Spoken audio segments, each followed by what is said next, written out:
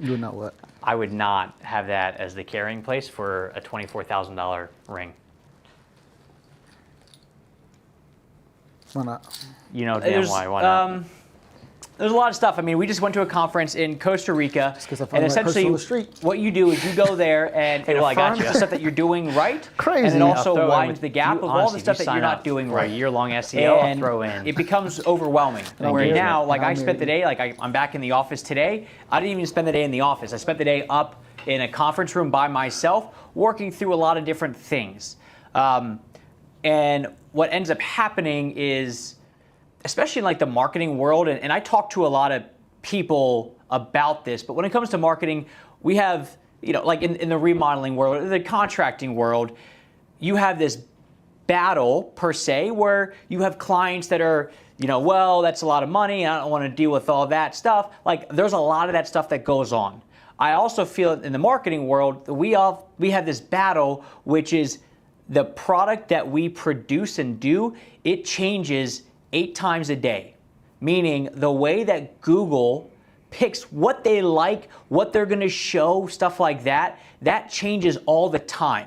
And that would be the equivalent of, imagine you're an electrician, right? Jessica's on here, she works for an electrical company. You're an electrician, and the way to troubleshoot a house changes every single day. So not only do you need to talk to your people about that, educate them, tell them, hey, it's worth the money, all that stuff. But on top of that, you need to keep up with all of the stuff that's happening. So it now comes back to, and we talked about this as a team, I think before we left, where some people are frustrated of like, well, should we have been doing this the whole time? And it's like, look, guys, this marketing world is always going to be like that. It's changing faster and faster every day. So half our job is literally just understanding what the hell is going on so we can keep. TV. I'm Chris. What's up? Are you Logan? Logan, I'm still Logan. How you guys doing? So check it in. We got the blinds closed tonight because we're just gonna be a little bit more intimate tonight, but welcome to CGTV. Today is August 22nd. We got It's my parents' anniversary. It's Chris's parents' anniversary. Tomorrow is my mom's birthday. Okay. And also tomorrow is Kobe Bryant's birthday. All right. So Chris is taking over the show. Go ahead. Interesting. Is he? Oh, I was going to say like the August 23rd. Oh, that's 23. That's Jordan. So my bad. Tonight we got something cool. We're talking about 2 things. Last week we won Inc. 5000. We talked a little bit about that last week. Well, I think we're talking about one thing, just a hell of a week. We had a hell of a week, but essentially we're going to talk about 2 main sticking points that we had last week, just because a lot of the stuff that we kind of talked about it like earlier today, like we do a lot of stuff and we do a lot of stuff fast. Some of it works, some of it doesn't work, but like we might as well start to like just highlight all the stuff that we're doing internally and just continue to peel back the curtains and pull those curtains back on what CGN is all about. So kicking it on off, let us know, scale of 1 to 10, how you doing today. That helps out the engagement, but also helps you get into our world. Plus, we understand, because we see all the comments here, we see who's popping in, and it kind of like gauges us for everything. So let us know how you feeling, 1 to 10. It is, we're coming on like the back third of the year, which for some people it's exciting, for other people it's not as exciting. So let us know how you feeling. Ryan Terry's at a 7. Cool, I'm good with that. Danny's at an 8. Love it. All right, so jumping into it, let's start off with last week. So here at CGN, we won Inc. 5000, where we got put on the Inc. 5000 list. And what Inc. 5000 really is, it's a list of the 5,000 fastest growing privately held companies in the United States. So out of 27 million plus companies. Yeah. You apply, and if you get on the 5,000, you get named, and we were number 983. And the way to get on it, just so you know, is you have to, it's over a 3-year period. It's your total top line growth for us, it was from 2018 to 2021. And it's a percentage of how much you grew. You had to have done at least, the criteria is like $2 million in that year, like the last year, to be eligible for it. And last year we did 2.55, so that put us over. And then it was from the growth from 2018 on. So that's kind of what it came down to. What I will say is I think when we talked last week, we didn't have like the number. My guess was we were going to be in like the low 2000s, maybe high 2000s, but to come in the top 1000, it really showed me a lot about how fast we've actually grown. So speaking on that whole like fast growth, I'm very pro fast growth, but I also know that's sometimes a detriment that I have. Looking at it right now, looking at how fast we are in this position we are right now, what is your biggest takeaway from it? It was just so much faster than I thought.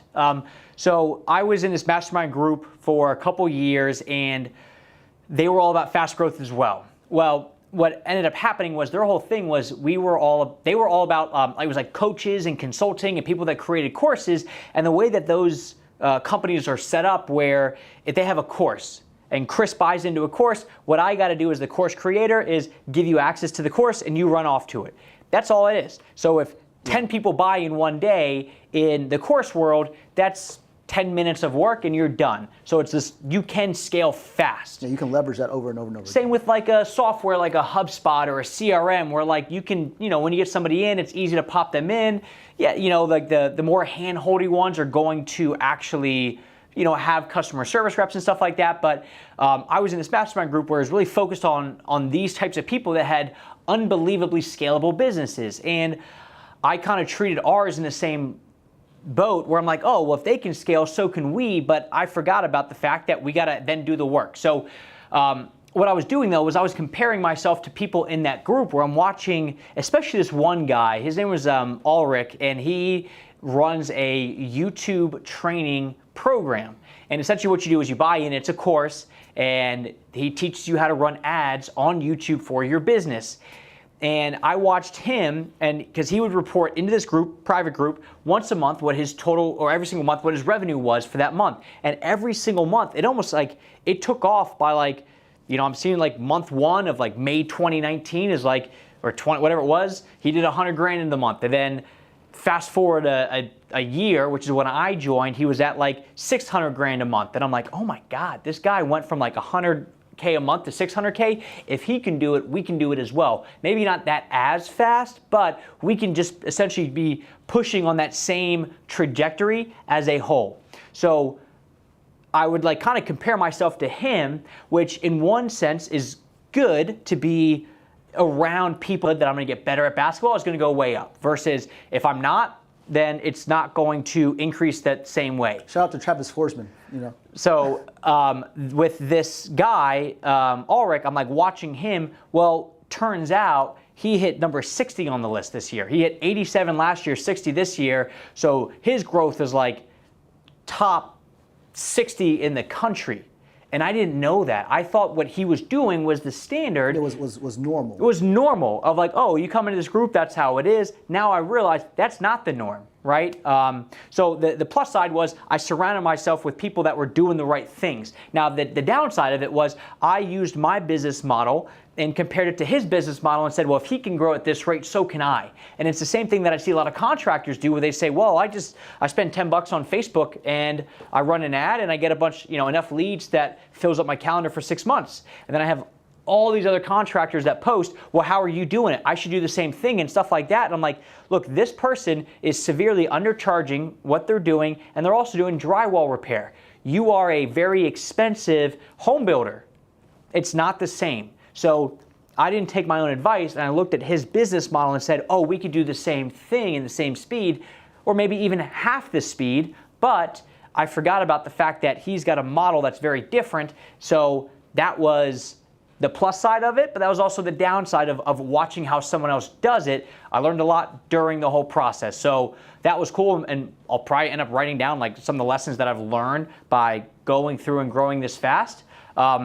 But what we want to talk about tonight. So like fast forward now until like where we are right now, right? So how do we like leverage, what happened, all that kind of stuff too. So that's. Yes, and that's the whole point of this is when Chris and I were in Costa Rica, we've heard this a lot before with PR and public relations and stuff like that. It's like 20% is you winning the award. The other 80% is how do you now leverage this press release? And then that's it. That's all they do is they say, hey, we won this award, and they sit down. Well, what we learned about PR last week, because we have a couple people on our team that know PR and have done PR, is I'm like, okay, we won this Inc. 5000, right? So we'll talk about the PR side, and then we'll go into what Chris did last week. But what we talked about was, what do we now do with it? And they said, look, you, Logan, like you and CGN being on Inc. 5000, that just gives you the credibility to allow us to reach out to people. So right now in the chat box, if there has to be something, like if there's something that is worth writing about in your business, and I want you guys to think about this, what would that be, right? Because I think that before this award, we had several other things that we definitely could write about. We could definitely put out there, but I don't think that we were thinking in that way. And I don't even know if you know how we're writing about this, because we're using the Inc. 5000 as the credibility piece, but that's not actually the story. Yeah, so the actual story is like maybe who Logan is, or how that actually applies to if it's for the audience of Virginia Tech, or if it's for the audience or of Charlotte business, things like that as well. It makes sense for us to say, this is how this whole story is encompassed here, and this is just the highlighted piece, to kind of get our foot in the door. Okay, so maybe you do know. Yeah. So that's what I learned last week was this is the foot in the door, because they're not going to write an article on, hey, Contractor Growth Network wins 983, Logan was a Virginia Tech grad, great job. It's really more now focused on, okay, now in the world of PR, who do we know that would want to write this story? Because if you're Virginia Tech and you have an alumni that just made this award, they're going to highlight the award, but what they probably want to talk about is what did Logan learn at Virginia Tech that now allows him, and now we have a lot of tech grads actually at this company. So now Virginia Tech can actually say, hey, the owner and some of the people in the organization, they met at Virginia Tech, and this is how they are taking their education and their time at Virginia Tech and then leveraging this to build this company, which then in turn gets CGN really good PR. Yeah, and we're leveraging it even more so, right? So like here in Charlotte, right? I think that I don't necessarily know the numbers, but like there may or may not be other people who were able to join that list here in Charlotte. How can we leverage the fact of, hey, your local own was able to actually achieve this feat? Same thing as well. I mean, straight up, I've reached out myself to several other people who in the contracting space who also made the list to make sure that we're, talking together. Hey, does it make sense for us to mix audiences as well, to have a conversation with their audience and have a conversation with ours as well? So we're trying to take this and then talk to the different people and the different scenarios and saying, this is who we are, this is how this makes sense. So this is kind of like, if you're doing a project, contractor, it's not, like you just finished this really nice kitchen, right? If you just send these photos to somebody that you're a prospect that you're kind of talking to, and all you say is, check this out, well, that's not really that impactful. But if you say, here is this kitchen that we just finished, now this is how this applies to this conversation that you and I had about your kitchen, well, now that starts to make more sense. So it's 20% is actually getting the photos, getting all this stuff, getting the right things in place, and the other 80% is now how do you actually leverage that thing? Because it's so simply said, but I think that we always just forget it most of the time, and I would say there's probably a 1% of businesses this does not apply to, but your biggest problem is the fact that people don't know you exist. And so if we let more people know that we exist, that we're able to service them in this way, it's going to bode well for us. And the same thing applies to contractors as well. So I loved how we were able to eat our own dog food this week and really be able to, it was a great accomplishment. But at the same time, it's also maybe segueing into the next part of this conversation. Well, before we go into that, let me tell you some other ways that we're going to leverage it. So now that we're this fast-growing Inc. 5000 company from a hiring perspective, Chris, if you had the option to work for a fast-growing company or one that's sedentary, which one are you choosing? Fast-growing. Always. Fast-growing, right? Now, from a vendor perspective, right? Let's say we have to work with we have to get internet in this space. Do we want the fast-growing internet company that's being innovative, or do we want the old internet company in this space to come do our stuff? Fast-growing, obviously. So, overall, I would say Inc. 5000 because it's all top line revenue. That's kind of a vanity metric, if you will, right? It's, yes, we grew fast. You can't pay your mortgage with top line. I think we all get that. But now we have the ability and we get to always say, hey, we are a Inc. 5000 company. So we've gotten it. And now it's kind of like the way that I look at like real estate or any of this stuff. It's like to play the game of real estate, you just got to get in the game once. Then once you go from there, then you have enough money to buy the next house. Then you cash flow that into the next house and you just roll and roll and roll and roll. And then that's kind of how it all goes. So with us winning this one time, we'll most likely get it again next year, different spot, but we'll win it again most likely next year again. That now springboards us and we always get to use this in our marketing and our hiring to say, this is what we do company-wise. And that lends a lot of credibility to what we do. And it's really now, if we say we're a fast-growing company, we also are going to attract people that want to be fast-growing instead of those that are like, I just want to, come in, do my job, and get out of here. So it's not just, and I'm very customer-centric, but it's not just customers, not just future prospects as well. It's employees. But it's employees. It's to be able to like vendor list. It makes it more attractive to partner up with someone as well, because now it's like you guys have credibility, and it's really, it's also, like you said, it's PR as well, so it's a lot of different opportunities as well. And what's happening is I'm now getting reached out to, so like Charlotte, who has like their Charlotte Business Journal. Well, they reached out and said, hey, I saw you made the list. You should apply to our list, like the Fast 50, which will most likely win in Charlotte because there's only, like we're probably number like 7 on the list or whatever, maybe 10, I don't know, for Charlotte area. So we'll most likely win that, which all of this stuff from a branding perspective and an SEO perspective bodes very well for us because we're now getting featured on all these credible websites. And the more that we get featured on these websites, the more Google sees that and goes, well, if Inc.com and Charlotte Business Journal, which these business journals are a big thing, if they're featuring this company, they must be legit, and there's safety. Something they're doing right. Yeah, there's safety in what they're doing. So when somebody's searching for, like an SEO thing or like the services that CGN provides, they're more likely to, show CGN because we're a more credible website as a whole.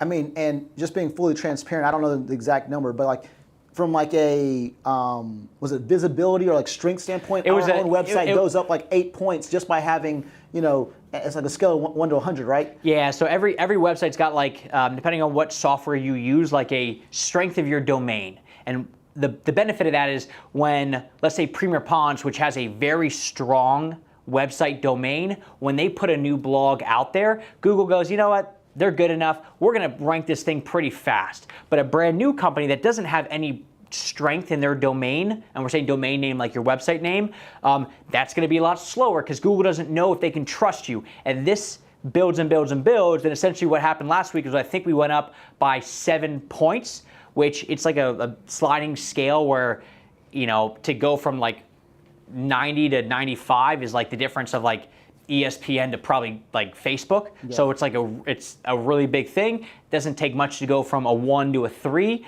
but it's like, running the mile. Like yeah. It's not hard to go from 30 minutes to a 29-minute mile, but it's very hard to go from 5 minutes to 4 minutes. Yeah. So being able to have that type of growth on already producing situation is pretty cool. And we're seeing that. We're seeing the uptick SEO-wise for us, which is good.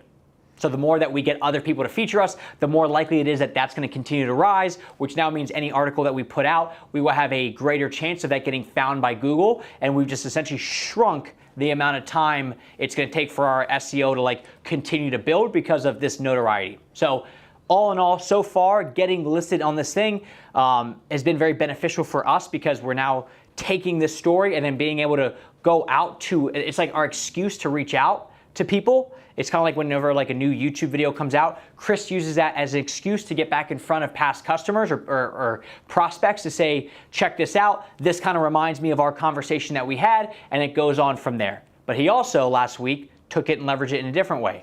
Yeah, because I think. What'd you do? Well, first and foremost, one of my favorite, obviously, core values here is ask for forgiveness and permission, being action-oriented here at CGN. We talked last week about the value of a lifetime customer and lifetime value of a customer and things like that too. And I realized very easily that we hit this number because we've had people who really believed in us, who trusted us, who have put their dollars in us as well. And so it was like, you know what? Screw it. We can make this thing fun. If we hit 983 on the list, let's just charge $983 for our services for a day, have a flash sale. And I thought it would go okay, right? I thought some people who maybe were on the fence would say, yeah, maybe I'll just go ahead and say yes to this. It's a little bit easier price point. Instead of spending, $2,500, $3,550, whatever it may be, I'll go ahead and do this situation. But it was incredible to really see that without spending any more marketing dollars, right, without doing anything else, without having to acquire more situations, we were able to, I think it was 9 websites, 8 marketing strategies, some sliders. It was a pretty big day. And overarchingly, probably over the next several months, probably $120,000 day that happened from, that one event.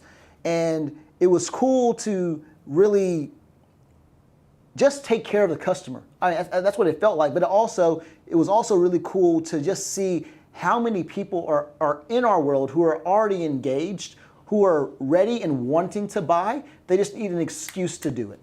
And that's the difference, because I think a lot of us, we get frustrated because we know we have a great product, we know we need to do this, why are people not calling? And then we flip it back around and go, perfect, why would somebody buy from you today? And we use that on Thursday to say, screw it, we're going to give people a reason to buy from us today, because now as part of it, there's a sale. Yeah, so Logan's out of the office. I'm doing something rogue right now. Come spend $983 and make this thing happen for you. But the big piece of this was also, how long did it go on for? One day. Just the day. So essentially it just came down to, if you want to move forward, you got to move forward today, because tomorrow it's gone, which gave them the reason, why do I move forward? Today. So that, Kristen leveraged that, and just a lot of those people that were on the fence, that were thinking about it, and they just needed that excuse, that reason, that whatever it is, jump on board, and that happened. And we did this with, for example, with TJ. When TJ first started his business here in Charlotte, he does Zillow cards, which is he sends out everybody that has purchased a home, essentially in the past year, I believe, in the Charlotte area that has a pond, because he just goes on Zillow and he gets those addresses and he sends it out to people. Send out a card saying, hey, look, I know you have a house with a new pond in it, or a pond in it that needs to get fixed. Let's go ahead and I will clean it out for you. And if you move forward by the end of April, because he was running this in April, you will get $200 off. So it gave them an incentive to move forward on both the money piece, but it also got them to take action now. And then what that does is, that only works if TJ then knows how to leverage that into getting them to commit to more work and more services and things like that. Because if he's simply just giving a discount, maybe, and some companies will do that, where they will say this usually costs $2,000 and now it costs $1,500. But more importantly, it's just the fact that it has to be strategic, right? It has to be, like you said, it has to make sense. Correct. Like we know the end goal here, where if they're just like with us, we know that for this, because for some of these, it was $983 a month for 13 months on the website. We build these things in 2 months, which means that essentially after the first 2 months, the website goes live, we're potentially screwed. If the person says, you know what, I'm out, there's a contract in place, but we don't hold the cards anymore. Yeah, and we're not trying to be a collection agency. We're having to hunt people down. That's not what we want to do. Now, time out. If you do try to run, but that's what it comes down to is we're playing that game a little bit, which we know that our overall lifetime value, aka how much does somebody spend with us, we are understanding that a website's the first step to it all. So let's get people in the door on that, and then we can continue to keep them around over and over and over from a business standpoint by having other services, upgrades, downgrades, cross-sells, stuff like that. And also give your product the time for it to actually produce. That's probably the coolest thing about it, because what happens from this is when people get to have the opportunity to see it produce and they're still on, quote unquote, the hook to be able to pay the rest of the remaining investment off, it now makes sense for them to say, hey, great, I've already seen this thing work. Right. Let me go ahead and, excuse me, thank you. Let me go ahead and invest into the next part of it as well. I talked to a person today and I said, hey, straight up with you, he asked me, how long am I going to be in you guys' like Facebook group once I go forward with you guys? I'm like, straight up with you, like right now it's indefinitely. The reason why is because of the fact that I know that if we educate you, if we make you more of our ideal customer by letting you, be successful in your business, kind of utilize our operating system per se, then it's going to bode well for us, make them feel very, very confident in the fact that this is the best decision they've ever made. Then we have the time, we have the resources to be able to say, hey, you know what? Let's invest in these people as well. Let's invest in these contractors, invest in this prospect, invest in this client, and then allow for them to have the opportunity to invest back into us as well. So that then piggybacks into the other thing that we did last week, which was we went down to Atlanta. So myself, Aaron, and Greg got here. We left the office at 4:30 in the morning, drove the 4 hours down to Atlanta, spent 8 hours with Cobus, 33 North Homes, one of our clients, remodeler, filming, training, on editing, all the stuff when it comes down to video. Left around 5:30 and got back to Charlotte, I think at like 10:30, maybe something like that. Yeah, it's 10:30. It was like a 17-hour day, but here's part of why we did it, and there's twofold. Well, before we do that, Mike, are you able to show a video really quickly? Yeah. Let's do that real quick, because I think it'd be kind of cool. Like, yeah, we can talk about it, but I think we knocked out about 40 videos that we filmed and have edited. So, Mike, if you don't mind, just play one. We'll just do like one of the FAQ videos, and then we'll kind of talk about it. Ready? Let's do it. Let's go for it. A lot of people will say, what does a kitchen renovation cost? But they don't necessarily define, are we moving walls, are we moving appliances, are we getting new appliances, etc. But the general rule of thumb is, for a cabinet that's going to fit your household and give you the most return for your money, you can expect to spend anywhere between 10 to 17% of the overall house's value. So that way you know that you're actually putting a cabinet into your house that is equivalent of what somebody else would expect if they ever was going to buy a house from you. Cabinets is one of those things where the overall cost really varies depending on the line that you go with. So that way you know that you're actually putting a cabinet into your house that is equivalent of what somebody else would expect if they ever was going to buy a house from you. Cabinets is one of those. All right, are we back on, Mike? Yeah. All right, so going off that video, a couple things here. So just speaking kind of on the video itself, 17%. So when we say, look, when you're in our Facebook group, we're going to continue to educate you. That's us helping essentially to mold who our clientele is, because we know the most educated prospects turn into the best customers and the best clients. So with Cobus sitting here and saying, look, you should expect to spend anywhere between 10 and 17% of the overall home's value on a kitchen remodel, then now it's morphing his ideal client to go, okay, this is especially what I should be spending. Now, maybe some people go, you know what, that's a lot. I only want to spend 8. But $1 million home, spending 80 grand on a new kitchen, that's pretty good.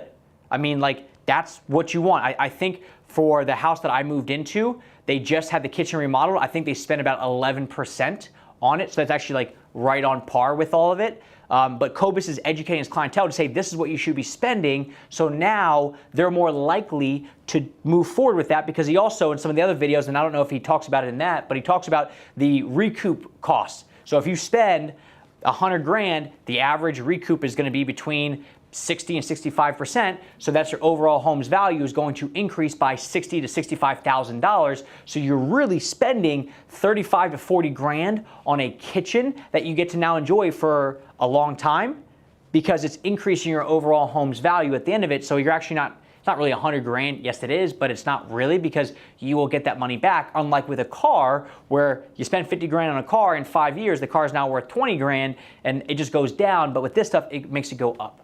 So when you went out there and filmed with Cobus, I know you said you spent, it was a 17-hour day. Obviously, there's some drive back and forth on that. But I will say that I just, watching a little bit of the highlight clips from Aaron, I really enjoy like the dynamic between Lisa and Cobus, that kind of stuff is too. But doing this. So going back to that first statement of how do we now take this and leverage this, it's all like in information.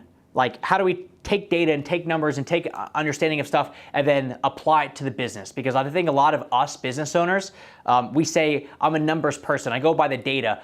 Most of the time, 9 times out of 10, that's a cop-out that we use. Because most people who say I'm a data person, they're not actually data people, right? Like, you know, typically somebody says, yep, I just looked at the numbers and this is what I saw. But somebody says I looked at the data, it's a buzzword. So I look at that as like I'm like, okay, cool, got it. It is what it is. So for us, what we actually did though is we looked at the numbers of who are the clients that have spent at least $100,000 in their lifetime with CGN. And there's 7 people that have done it. Well, what we then went down is we looked and we saw that knowing, customer lifetime value, we saw a pattern, because what we're doing is, if you've ever read the book Switch, it's all about highlight the bright spots. What are those things that people need to, like what are the commonalities? What are the trends? And Mike, just so you know, it's been like 31 minutes, so I don't know if you have to update the cameras. So what ends up happening with those 7 people that have spent over $100,000 was I looked and we were like, wow, there's actually, out of the 7 people, 4 of them, we have gone out to their location and actually filmed and edited and did all that stuff for them. Yes, and not just created a video, because we created a video for almost other all people, of them, but at the same time we actually went out there to their actual physical location, created a video for them, and not only did we do it for them, but we also showed them how to edit it as well. And we've done it for 5 total people.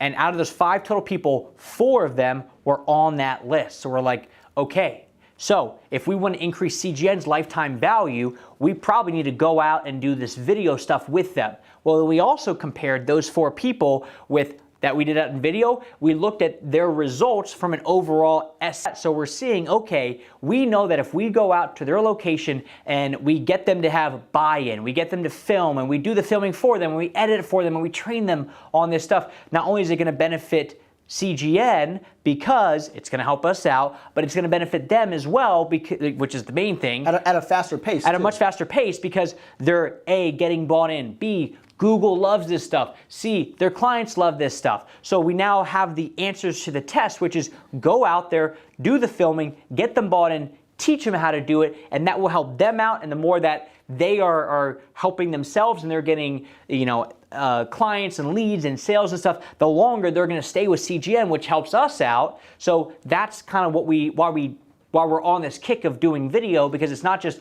willy-nilly. It's, we know the data, we studied it ourselves, we looked at the clients who were doing the best. What did they have in common? It was, we actually went out there and we've been saying over and over and over to people, you got to do video, you got to do video. Well, unfortunately, that's not enough.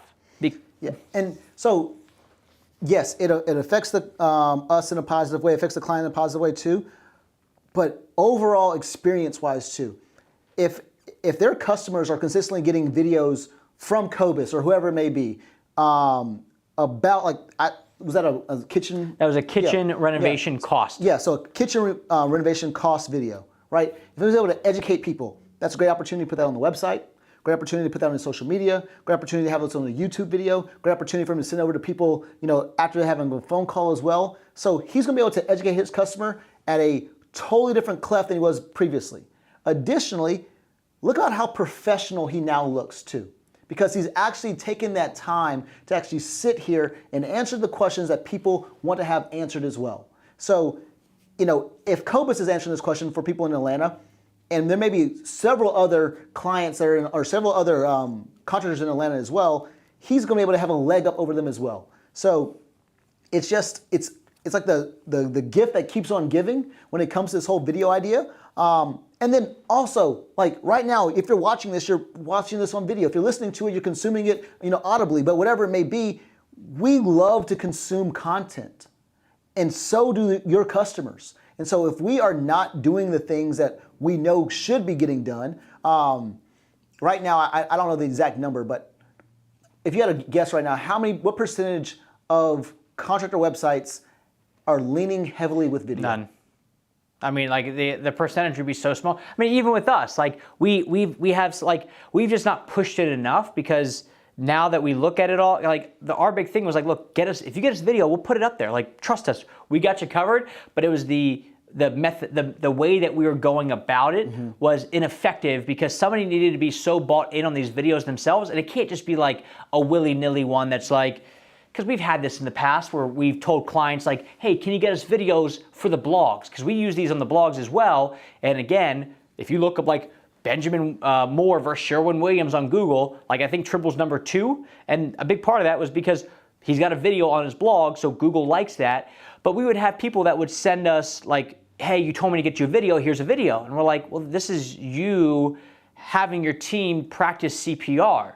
This blog is all about how to install a patio. Like, now if this blog was about how to resuscitate a team member while installing a patio, this video is perfect. Yeah. But it's not relevant to what we need. So by us going out there and training and teaching them and saying, look, these are the types of videos that we want. And if you're sitting here going, well, what videos are you guys talking about? Here's this book, Visual Sale. I mean, Mile High Profit Summit. This guy is a keynote speaker, Marcus Sheridan.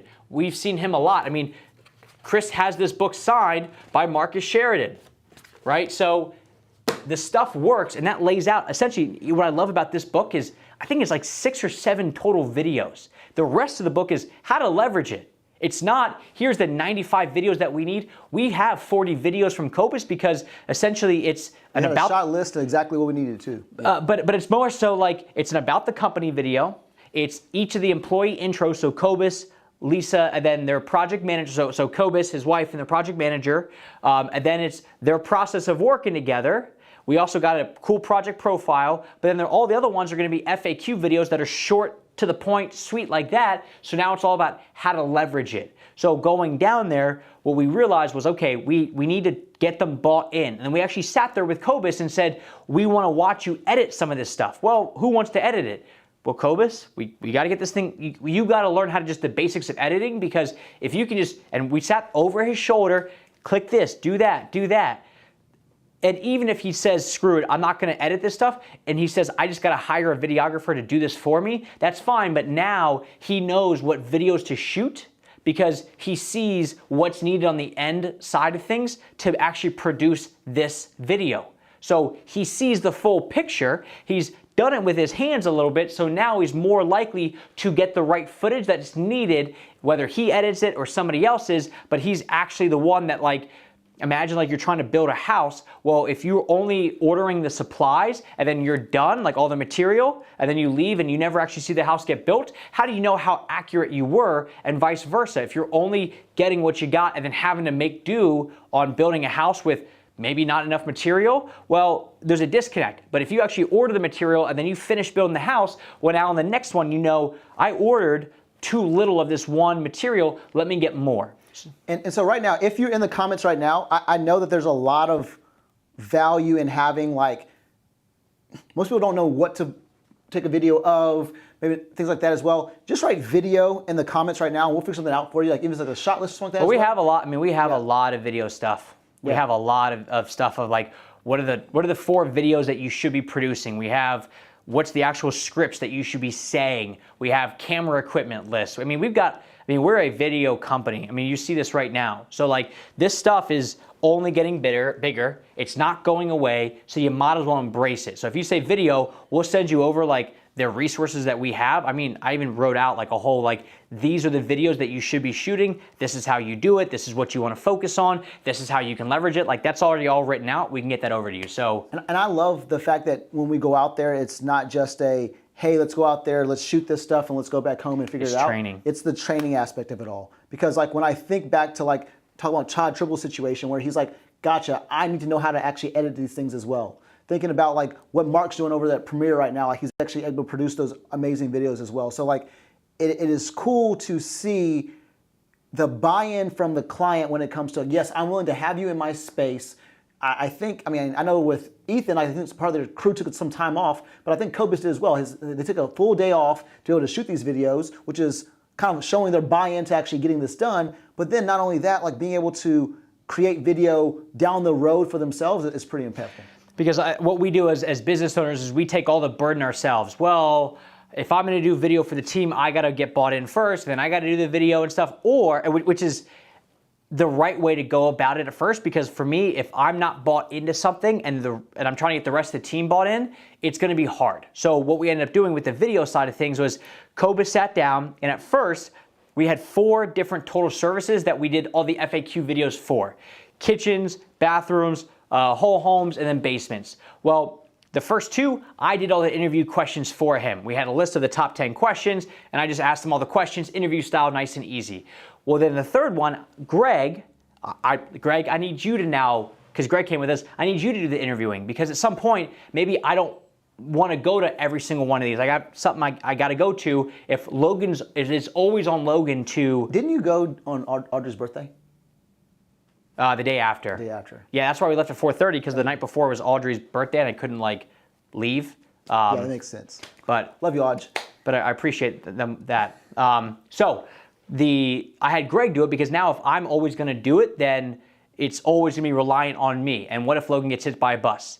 And then at the end, the 4th one with basements, I actually had Lisa, his wife, they work together, do it as well. Because she needs to, even though it seems so easy because you're just reading off questions, but there's a whole level of practicing this stuff. Because what I used to do is I would ask the contractor or the contractor's customer, like Premier Ponds' customers, like a question, and then I would look down at the camera to see, is it all lined up and looking good? Well, as soon as I look down at the camera, guess where that homeowner's eyes look? Right at the camera. If I then move to the left of the camera, just to kind of wiggle around, guess where their eyes look?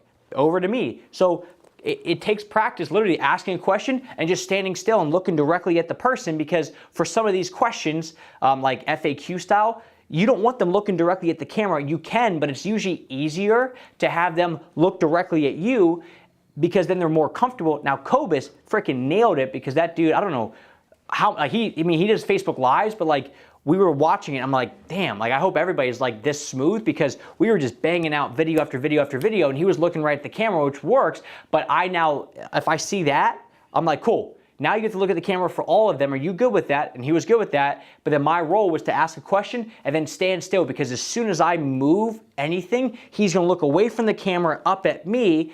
And sometimes it may look like you're reading off something, which now makes you subconsciously seem like you're not being genuine and you're just reading, which is why when you watch the news, it doesn't look like they're reading, even though they're reading a teleprompter. They have it positioned in a way that it still looks like they're looking at the camera, which makes it more reliable. So it's not enough for us to go down there and film it. Now I got to train them and make sure they know how to do it, because it's just like with, the pond world. Hey, look, if TJ builds somebody a pond and then doesn't teach them how to do maintenance on it, yeah, maybe they'll figure it out on their own, and maybe it benefits TJ because they're going to actually call him up. But if he says, look, this is how you maintain it.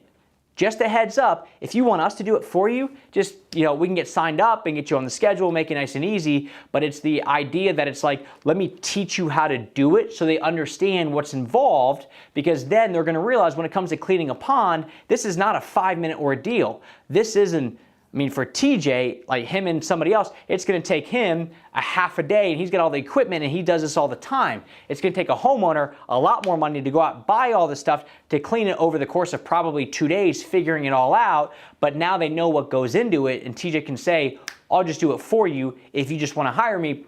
But either way, this is how you do it. So with us, the more that we can teach and train and make it so that we're going to get this video, meaning we're going to fish for you. And we have a lot of fish to piggyback off of, but what we need for you to also learn how to fish, because when you learn how to fish, you're going to get more bought in on how to fish, which is going to help out all the stuff that we're doing. So that's why we're down here.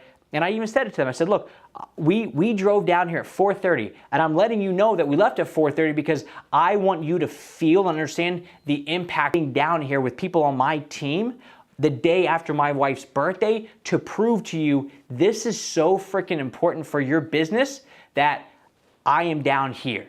So I need you to buy into that. And they're good. They're all set up. They're going to keep it going.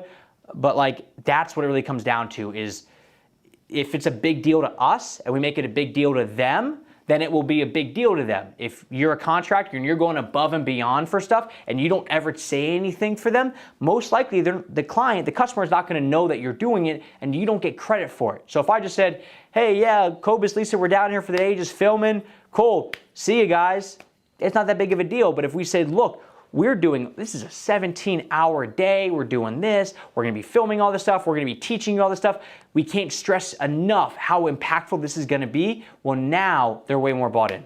100%. And if even kind of going on that too, today legitimately Aaron edited 39 videos to make sure that we're actually getting this stuff up and running super fast. I see Justin Hopkins on here. If anybody else who is like one of our like long-term like SEO clients, reach out to Greg because we want to be in your space as well to make actually coordinate this stuff as well so we can actually get into your space, teach you the video stuff. At some point we'll probably offer this as an offering as well. We do. Okay, so yeah, I mean we'll go out there and do the video stuff. Like that's a service that we provide. If you're like Justin, like we'll work it out where we just come out there and just set it up as part of like the ongoing SEO, but otherwise, this is like a service that like we'll have a page on our website because we're like flushing out exactly like these are the exact videos that we're going to do. This is what the day looks like, logistics, stuff like that. So it is that impactful that like we're just going to go all in on that because we do it ourselves. And the more that Premier Ponds, I mean, Premier is essentially being pitched right now. They're in this like limbo phase, but they got pitched to Magnolia Network which is Chip and Joanna Gaines' network to have their own freaking show because of all it was like the website, the video stuff, that stuff works. Grassroots, we just launched their website on Friday. It's a pretty sick website, pond company up in Ann Arbor. Yeah, so go to this grassrootsponandgarden.com. Like check it out. It's cool. Their TikTok, the way that they do their TikTok is so well done. It is high energy, it's fun, it's educational, it is giving the phone, the power for social media to the right person on the team. There's a reason that I don't run CGN social media. I have more long, thought-provoking posts on Facebook. I post a little bit on Instagram, a little bit on LinkedIn, but Mike posts all the time for his own stuff. So who's the perfect person that's already in the swing of posting and knows like, let's just get stuff out there? It's Mike. So let's give it over to Mike. Scott, the dad, is not going to be posting, like my dad's not going to be doing stuff on social media. He will do some video, but Give it over to Sam. Yeah, he's going to pass it over to the right person. So essentially when it comes down to this video stuff, understanding that this is such a big deal that it needs to get done. It doesn't have to be done because like for us entrepreneurs, we're either going to try to shoulder the whole burden or we're going to say, screw it, you're the video guy now, you figure it out, and there was no buy-in, there's no reason. I'm not even bought in, I'm just passing the buck, and if I'm passing the buck and I'm not really bought in, how bought in are you going to be? Not at all. Not at all, because you don't know why we're doing it. So it's all about taking what you got, and the Inc. 5000 and the video stuff kind of leverages the same thing because it's all about take something that you're already doing. Doing the thing is the 20%, leveraging it to get you better opportunities, more eyeballs, more people. That is where the game comes in. That's why social media is such a big thing. All right, so let's just say this. Let's end it here. If you are a CGN client, if you're not a CGN, first of all, if you are a CGN client, you need to get video on your site. So like reach out to us, obviously, but let's figure out getting video on your site as well. But regardless of who you are, let's leverage video. We know that it's impactful. We know that it's important. I really wish that I could just get people like a kick in the ass because we all know the impact that it actually has. So let's freaking do it. Okay, we got resources on it. Again, if you want those resources, we'll shoot them your way. Just comment video, we got you squared away, and we'll call it that. So have a good one, guys.